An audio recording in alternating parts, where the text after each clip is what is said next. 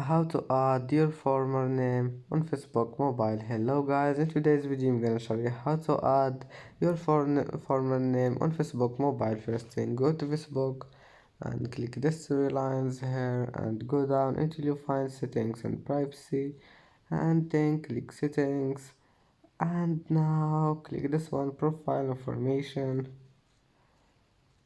and then click this one, add other name, and then click here and select former name, and then just type your former name and click save, or if you want to show it at the top of your profile, turn this one on. And that's it for today's video. Don't forget like and subscribe, and see you in the next video.